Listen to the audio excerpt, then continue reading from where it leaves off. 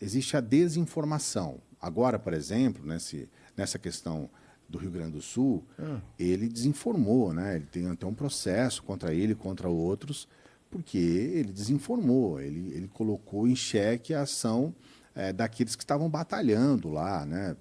Os trabalhadores, né? Ligados ao Estado e tudo mais, dizendo que tá multando os caminhões que estão trazendo donativos aqui e tudo mais. Mentira. Então, ele tem isso, ele tem a fake news, que é uma base do movimento da extrema-direita. Então, tem a desinformação.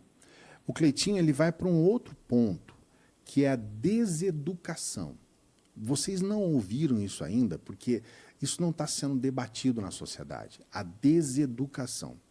Mas isso é algo que precisa ser colocado de maneira clara. E essa oportunidade que vocês estão me dando aqui para poder falar sobre isso com as pessoas é algo que eu agradeço muito mesmo. Agradeço pela oportunidade. O que é a deseducação? O Cleitinho, por exemplo, é um cara que ele não conseguiu sair daquele personagem do Facebook lá atrás. Então agora, há um mês atrás, ele estava em cima de uma charrete falando de um buraco em uma rua no interior de Minas Gerais. Uma pessoa que vê aquilo, ela fala, pô, esse cara é bom mesmo, hein? Olha, esse é o senador do povo, né? Esse é um puta senador. Esse cara tá numa charrete.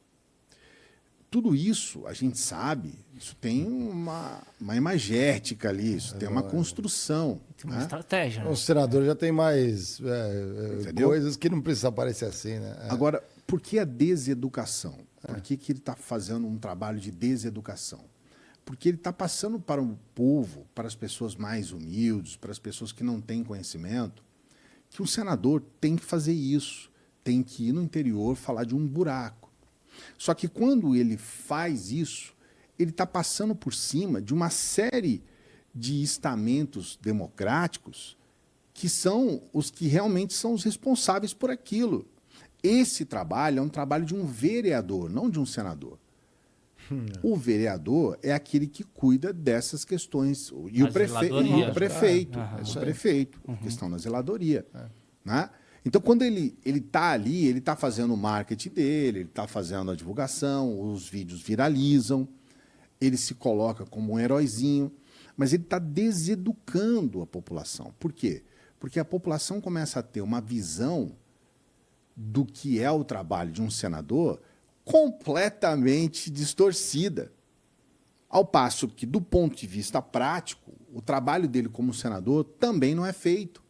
Então, ele não faz aquilo que seria a obrigação de um senador e ele passa a fazer o trabalho de um vereador.